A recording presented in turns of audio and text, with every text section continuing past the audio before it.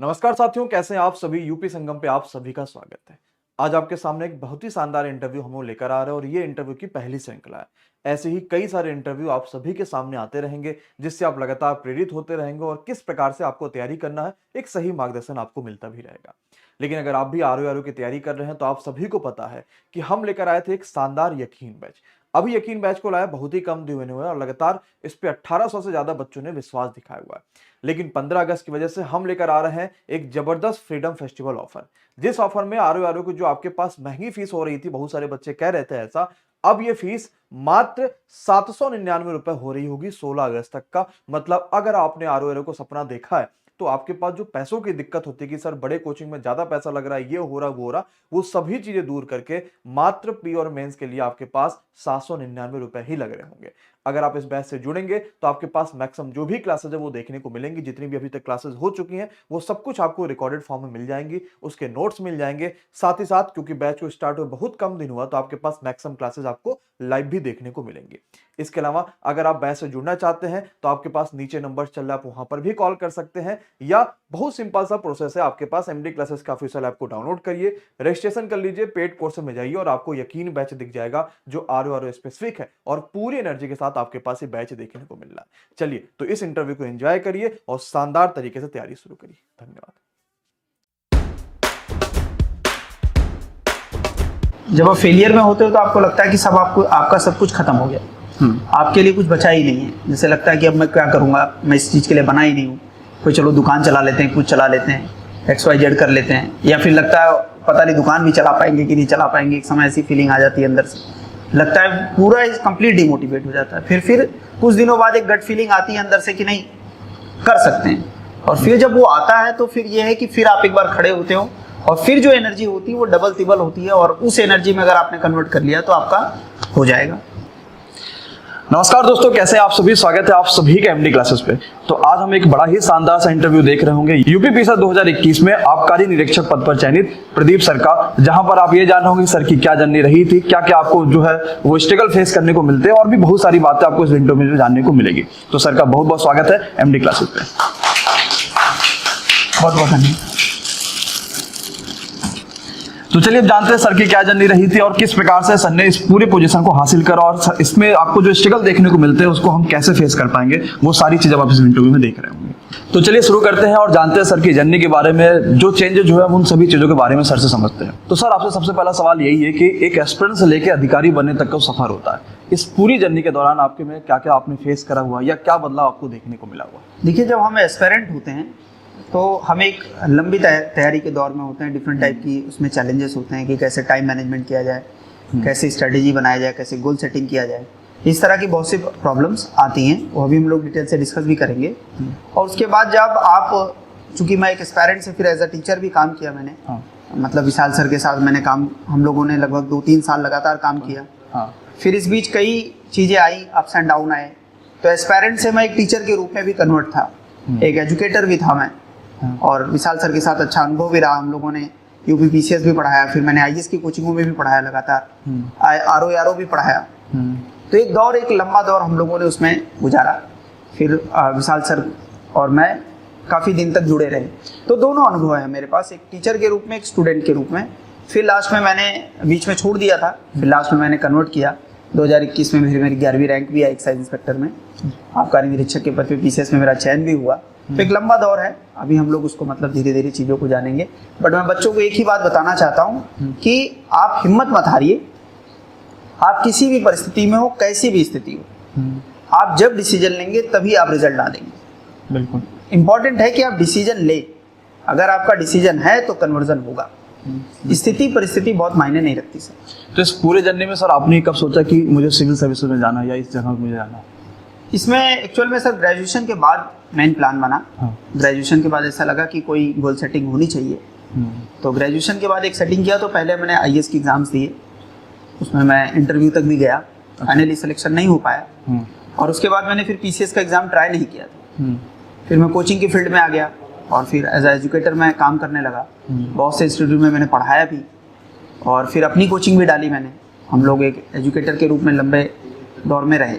हाँ। फिर लास्ट में मैंने वही बताया कि एक दौर ऐसा आया कोरोना में जब हम सारे टीचर्स और इंस्टीट्यूट बहुत ज़्यादा परेशान थे, हाँ। फाइनेंशियल प्रॉब्लम्स भी थी, चीज़ें थी, तो उस समय एक डिसीजन लिया कि नहीं, कुछ जो हमने बैक में छोड़ी हुई है, पास्ट में छोड़ा है, उस पर मुझे फिर आना चाहिए। बिल्कुल। तो कुछ टाइम भी था उधर कोरोना के बाद, सेकेंड फेज के बाद, तो मैंने एक बार डिसीजन लिया। तो मैं वही बार बार कहना चाहता हूँ, डिसीजन इंपॉर्टेंट है। बिल्कुल। 1 महीने पहले प्री के मैंने डिसीजन लिया था और 3 महीने में फाइनल सेलेक्ट भी हो गया। पहली बार पीसीएस का प्री मेंस इंटरव्यू एक ही बार में हुआ। हाँ। वो सिर्फ इसलिए हुआ कि डिसीजन क्लियर था कि इस बार अटेम्प्ट देना है, ये इंपॉर्टेंट है। तो जब भी आप डिसीजन लेंगे, ये मायने नहीं रखता कि आप किस स्टेज में, कौन सी परिस्थिति में है, आपका कन्वर्जन होगा, ये डैम श्योर।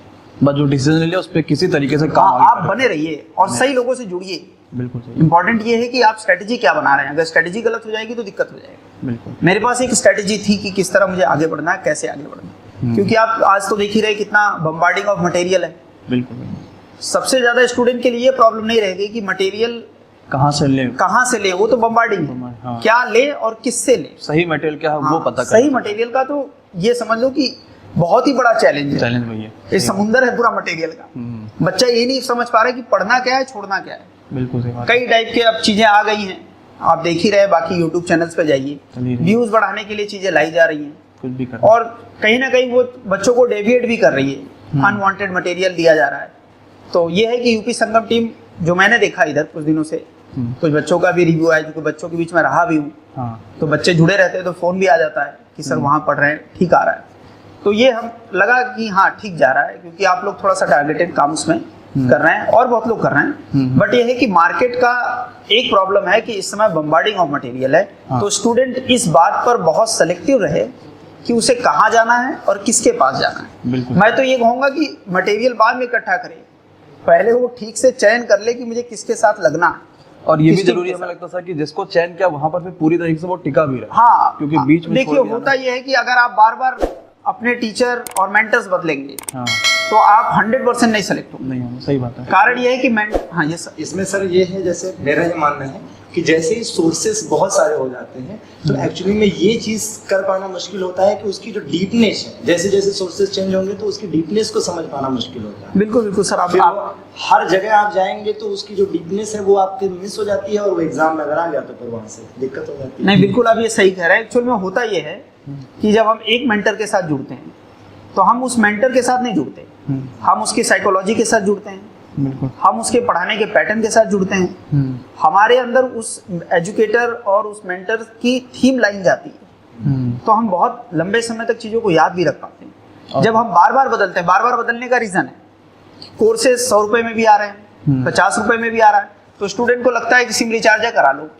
पर सिम रिचार्ज से ज़्यादा डेंजर है, क्योंकि सिम रिचार्ज आप जब कराते हो मोबाइल का, तो आप कहीं बात कर लिया, चैट कर लिया, किसी से मौज मस्ती कर ली, तो कम से कम कुछ यूटिलाइज हो गया। सही बात है। यहाँ तो क्या हुआ कि मान लीजिए आपने किसी का 100 रुपए का कोर्स ले लिया, तो जो पढ़े थे वो भी डिस्ट्रॉय हो गया। सही बात है। तो आप मल्टीपल लॉसेज में जा रहे हो। तो ये पहला तो ये बचना है कि आपको सही व्यक्ति का चयन करना है, सही इंस्टीट्यूट का चयन करना है, और उसके बाद उसके साथ जुड़े रहो, आप फेथ करो उस पर, क्योंकि जब तक आप फेथ नहीं करोगे तब तक आप अल्टीमेटली कन्वर्जन नहीं करा पाओगे। और चूंकि जो भी टीम है, जैसे यूपी संगम की टीम है, सारे एक्सपीरियंस टीचर है, और अल्टीमेटली टीचर तो आपका मेंटर है ना, सफल तो आपको होना है। आपने उसे मेंटरशिप ली, अपनी स्ट्रेटेजी बनाया, मेहनत किया, आप सफल हो गए।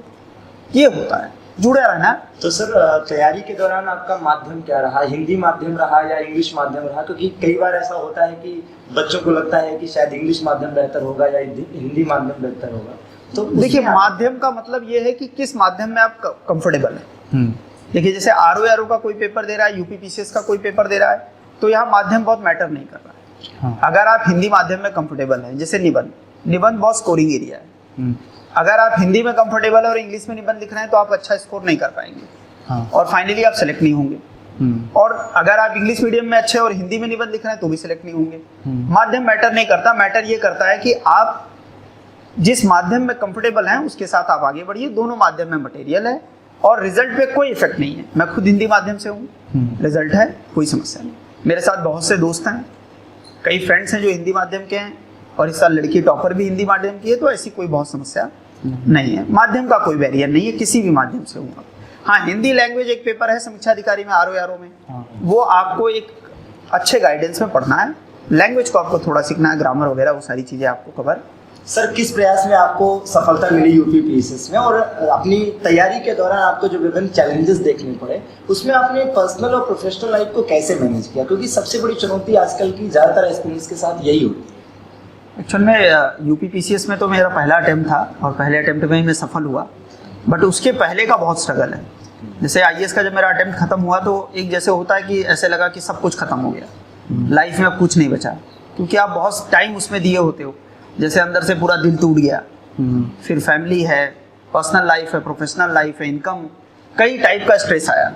उसमें यह है कि कई महीने तो मैं डिप्रेशन में भी रहा, बट ये है कि अल्टीमेटली आपको निकलना होता है। अगर आपके साथ कुछ चुनौतियां आ रही हैं, कुछ स्ट्रगल्स आ रहे हैं आपके लाइफ में, कुछ बहुत डीप और कोई बहुत बड़ा दर्द आ रहा है, तो इसका मतलब कुछ अच्छा हो सकता है।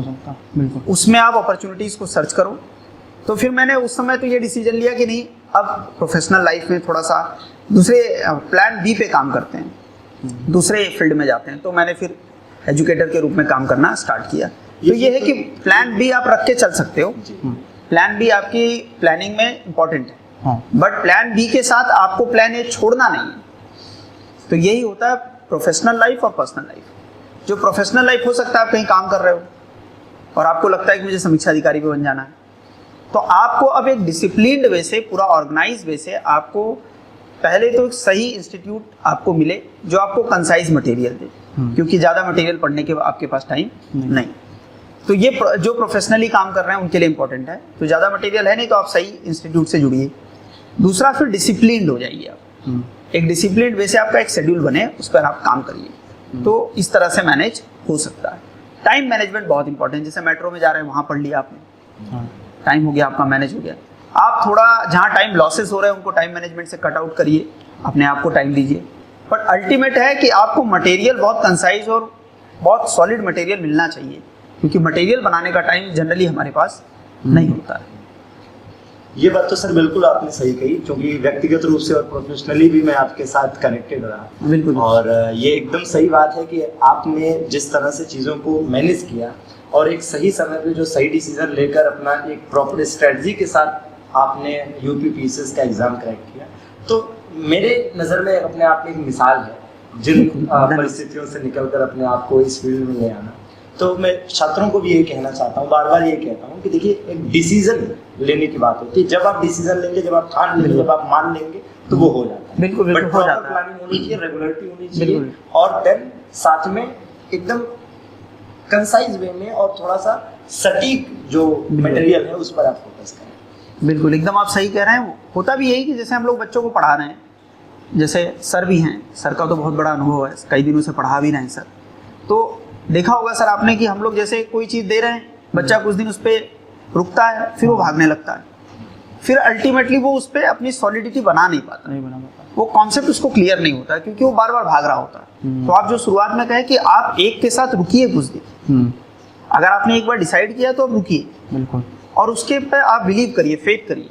जब आप यहाँ वहाँ भागते हो तो अल्टीमेटली आप अपने जो अपॉर्चुनिटी है उसको लूज करते हो। उस साल जो सिलेक्शन की अपॉर्चुनिटी है वो आप लूज कर रहे हो।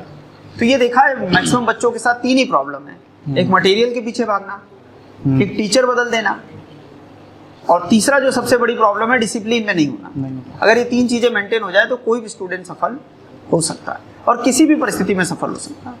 इस दौरान सर जब छात्र तैयारी कर रहे होते हैं, तो जो हमने अनुभव किया है, इसमें कई बार ऐसा होता है कि कई लोगों के, कई यूट्यूबर्स के लोक लुभावने जो बातें होती हैं कि नहीं हम इतना करा देंगे, हम ऐसा करा देंगे, हम वैसा करा देंगे, और आपको केवल 2 महीने में सफलता दिला देंगे, 50 दिन में सफलता दिला देंगे। तो ये जो भ्रामक जानकारियां या भ्रामक जो एक तरह से लोक लुभावने जो ऑफर दिए, देखो उसमें मैं ज्यादा नहीं कहना चाहूंगा। एक्चुअली पोंजी स्कीम टाइप का है। जैसे कोई आपको कह रहा है कि भाई मैं आप 10,000 दे दो, मैं आपको 10 लाख दे दूंगा, तो आपको पहले डाउट करना चाहिए 10,000 पे 10 लाख कैसे मिल जाएगा।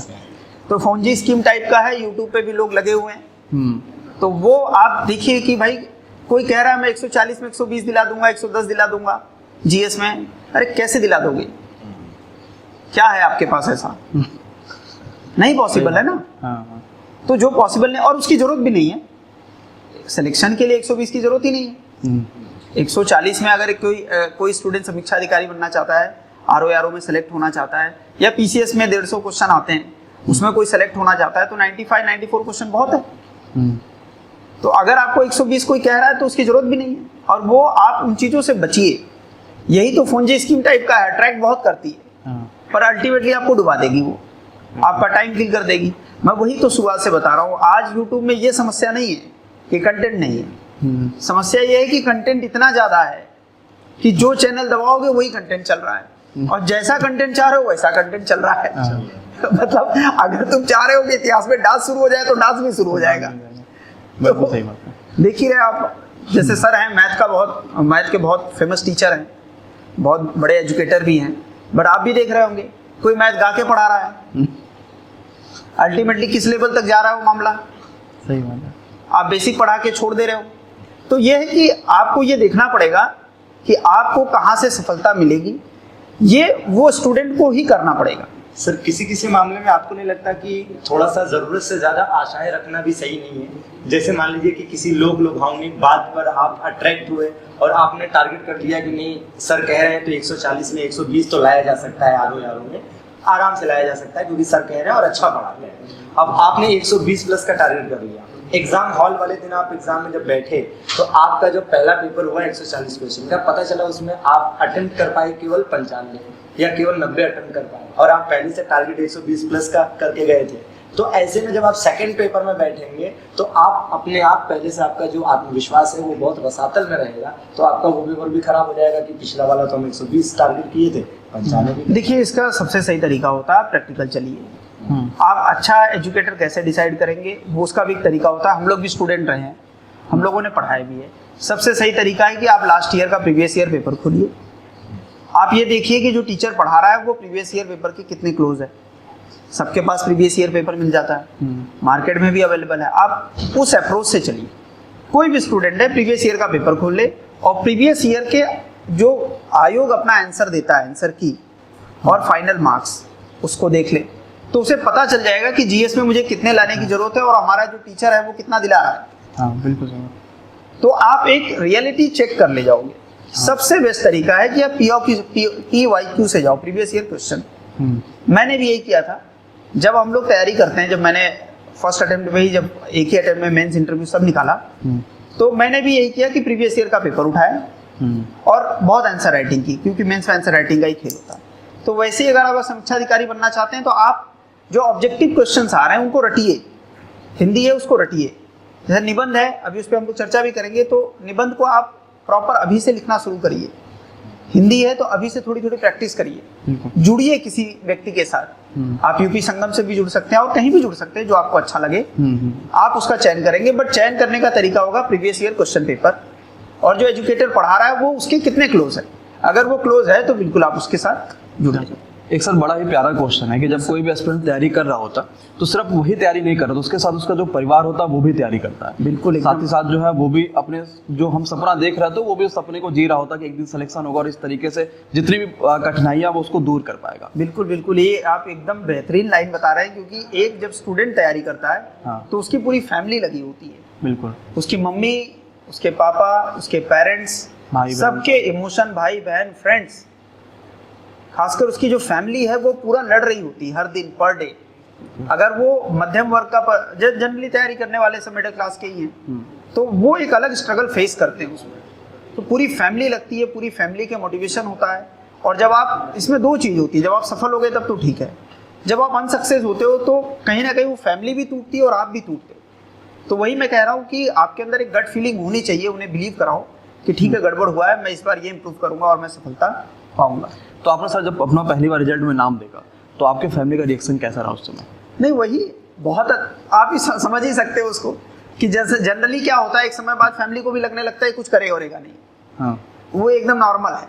तो आप मतलब कहीं हाँ, बाहर थे जब आपने देखा रिजल्ट, या कैसे आपको पता? नहीं, बाहर ही था मैं। हाँ। तो जैसे रिजल्ट देखना ही नहीं था, मैं मान ही चुका था होना नहीं है। प्री का भी रिजल्ट नहीं देखा था, मेंस भी नहीं देखा था, और फाइनल रिजल्ट आया। हाँ। तो एक मेरे स्टूडेंट का ही कॉल आया। अच्छा। हाँ, वो मेरे साथ ही इंटरव्यू भी दिया था, उसी का कॉल आया। तो मैं सोचा आ गया हो तो इसका मतलब नहीं हुआ होगा। ये फोन देखा। फिर दूसरा फोन आया, फिर एक मेरे क्लोज फ्रेंड का फोन आया, और जब क्लोज फ्रेंड का फोन आया तो मुझे लगा अब हो गया। पर ये है कि इतनी हिम्मत नहीं हुई कि मैं 1 घंटे रिजल्ट नहीं देख पाया। हाँ 1 घंटे में रिजल्ट नहीं देखा। मैं बस उस समय वहां था, ये पता चल गया कि कुछ तो हो गया है। फिर मैं एक अकेले में गया, थोड़ा सा ऐसे लगा कि शायद अब हो ही गया है, क्योंकि फिर फैमिली का भी फोन आने लगा, कई फोन आ गए, 10 12 15 फोन आ गए, भरा था पूरा, तो लग गया कि कुछ हो गया है। पर 1 घंटा आप बिलीव नहीं करेंगे कि मैं रिजल्ट अपना नहीं देख पाया और किसी का फोन नहीं अटेंड किया। वो पेन था अंदर, क्योंकि आप अपने आप को प्रूफ कर रहे होते हो ना। आपके अंदर कभी कभी बहुत एबिलिटी होती है बट आपको सक्सेस नहीं मिलता। तो आप जब सक्सेस नहीं होते तो आपको कोई रिकॉग्नाइज नहीं करता, तो आप हर चीज से लड़ रहे होते। तो वो एक अल्टीमेट फीलिंग होती है जो वर्ड्स में हम लोग नहीं बता सकते। सर सिलेक्शन के बाद लोगों का रिएक्शन क्या रहा? सिलेक्शन के पहले और बाद में जो बदलाव देखने को मिला, उसके बारे में कुछ अपना अनुभव साझा करें। देखिए, जैसे आप लोग जान ही रहे हैं, देखते ही हैं, बहुत बच्चे आपके सामने ही सेलेक्ट होते हैं, तो कई अनुभव तो आपने देखा होगा। मैं भी एक पर्सनल बताता हूँ। जैसे ही सिलेक्शन होगा तो जैसे हर टाइप के हैं, जैसे आपका पड़ोसी हो गया, मैं जान रहा था बहुत काबिल लड़का है, ये हो जाएगा, मैं जान रहा था, मैं तो कह ही रहा था, बट वो कभी नहीं कह रहा होता है। वो कह रहा होता है इसका कभी नहीं सिलेक्शन होगा। आपका जो दोस्त है वो सबसे दुखी हो जाएगा कि ये कहाँ से सेलेक्ट हो गया। ये तो वही वाली बात हो गई कि अगर दोस्त फेल हो जाए हाँ तो बुरा लगता है। जैसे जब मेरा रिजल्ट आया तो ज्यादा बुरा लगेगा। एक मेरा करीबी दोस्त था, वो कह रहा था ये तो दिन भर पीता रहता है और मैंने कोई बोतल नहीं टच की है। दिन भर पीता, रात भर पीता, इसका सिलेक्शन कैसे हुआ? ये वही है, चेक करो पहले। उसने 7-8 लोगों को फोन किया, चेक किया कि यही है कि नहीं है। तो ये कॉमन रिएक्शन है, क्योंकि आपका सोसाइटी के प्रति पूरा नजरिया बदल जाता। सोसाइटी आपको अलग तरीके से देखने लगती है, पूरा एक ट्रांसफॉर्मेशन हो जाता है। इसलिए आपको ये देखना है, जब कभी भी आप डिमोटिवेट हो, जैसे आप जिस भी एग्जाम की तैयारी कर रहे हैं, उसके टॉप पोस्ट में सिलेक्शन के बाद की फीलिंग को फील करें। जैसे आप समीक्षा अधिकारी बनना चाहते हैं तो फील करें, मैं सचिवालय में जाऊंगा तो मुझे कैसा फील होगा। कभी कभी सचिवालय के पास घूमिए भी, कुछ वैसे लोगों से मिलिए भी। अगर अच्छा, अगला सर क्वेश्चन इसी पर है कि आपका जब पहला दिन आपको लेटर मिला, ज्वाइनिंग लेटर, आपने सोचा यार मुझे इस दिन ऑफिस जाना है, तो पहले दिन जब आप जा रहे होंगे तो आपने क्या सोचा यार किससे मुलाकात होगी, कैसा काम देखने को मिलेगा, कैसा आपने सोचा ये? देखिए, ज्वाइनिंग लेटर आया तो वही होता है कि हम लोगों को लगा कि भाई जाना है, बट कुछ पता नहीं होता है, क्योंकि कभी काम उस तरह से किए नहीं होते। तो ऑफिस में गए और फिर वहाँ पे जैसे सीनियर्स वगैरह थे तो उनसे बात हुई, पर कुछ समझ में नहीं आ रहा था। बट ये अच्छा लग रहा था कि जहाँ भी जा रहे थे, sir yes sir, yes sir, yes sir, कहीं बैठे तुरंत पानी आ जाए, 4-5 कांस्टेबल तुरंत खड़े हो जाए, पूरा सब घेरे रहे, सर कोई दिक्कत कुछ चाहिए सर, तो ऐसे लगे कि क्या बदल गया है।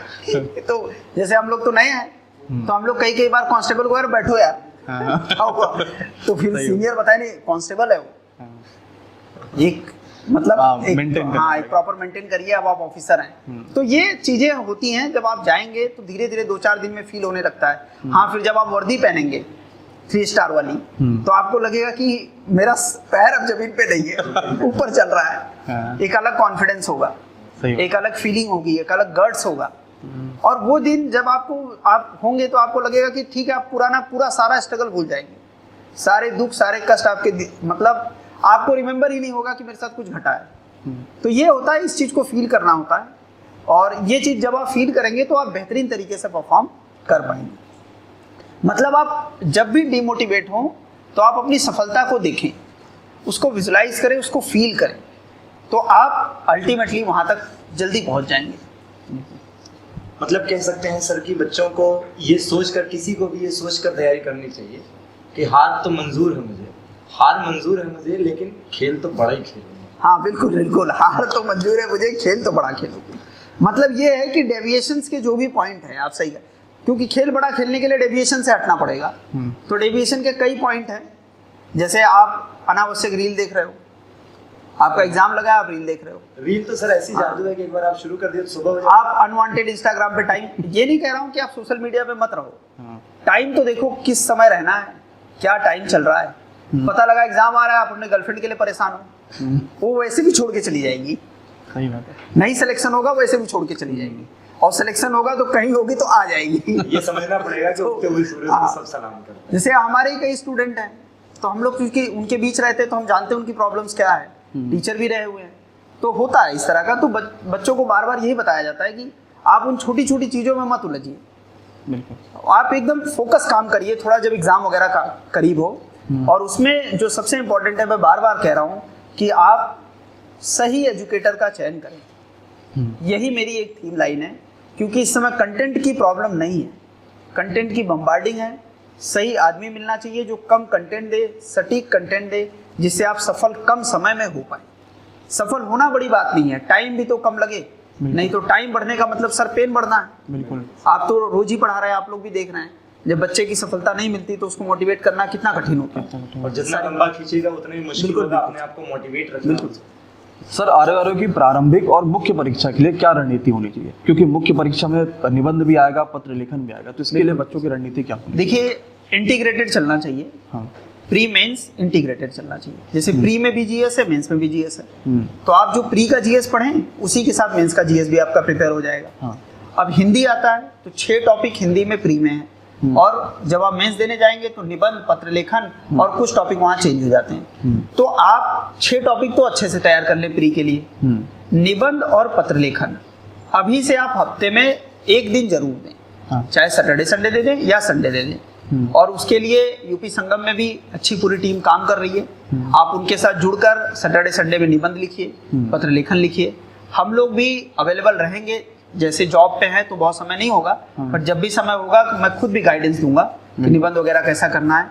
और कुछ सेलेक्टेड समीक्षा अधिकारी को हम लोग, हमारी टीम के पार्ट हैं, जब भी उनके पास समय होगा उनको भी लाया जाएगा। और हम लोगों ने प्लान भी करा कि जो हम लोग यकीन बैच लेकर आए, इसमें ये कहा भी बच्चों से कि हर वीक में कहीं ना कहीं किसी ना किसी ऐसे लोगों से मिला रहे होंगे जो साथी मित्र होंगे, कहीं ना कहीं सेलेक्ट है, ताकि बच्चे ये चीज़ समझ पाएंगे कि पत्र निबंध कैसे कर पाएंगे या बाकी सब चीज़ों पे वो काम कर पाएगा।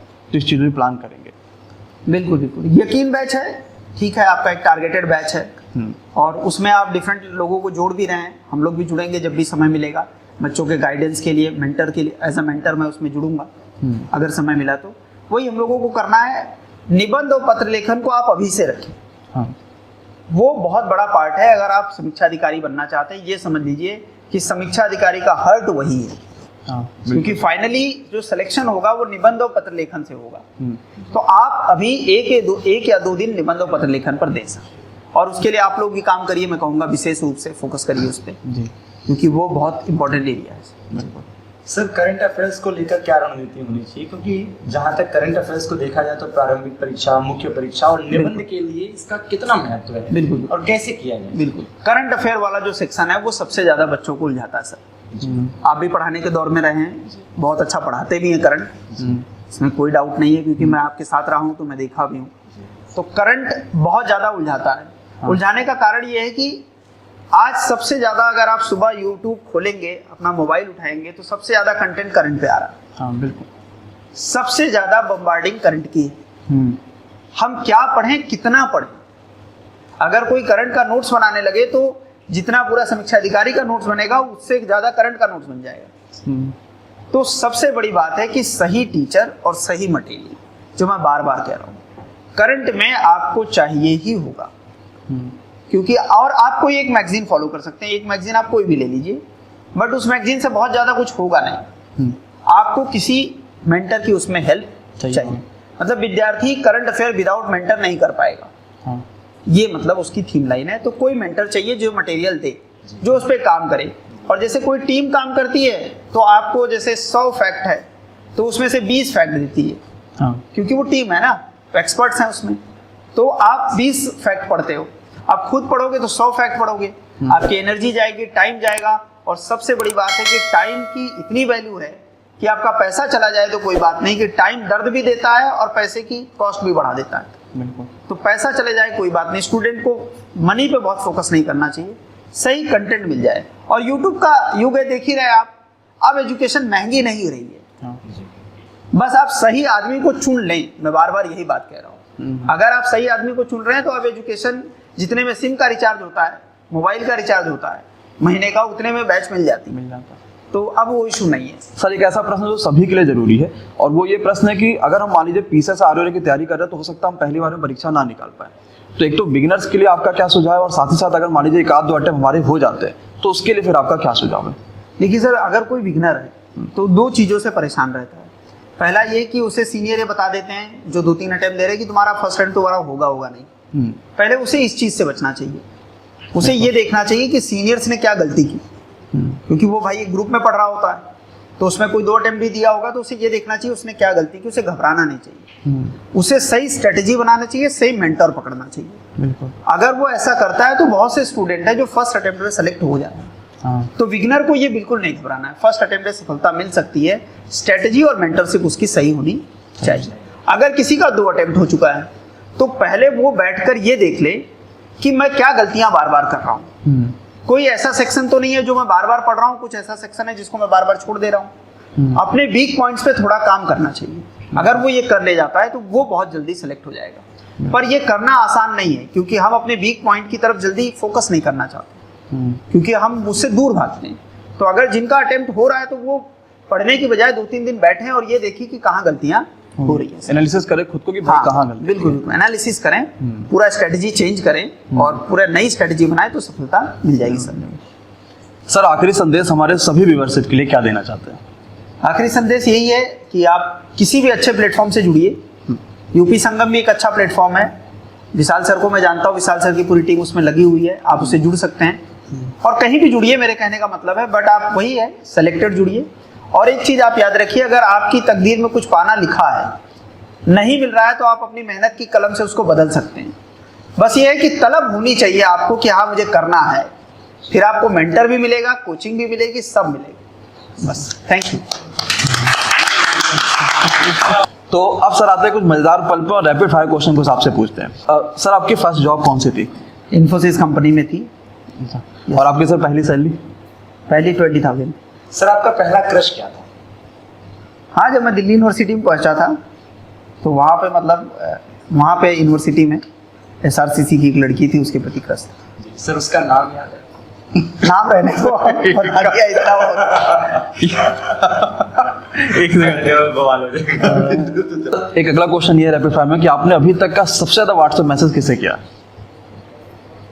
अभी तक का?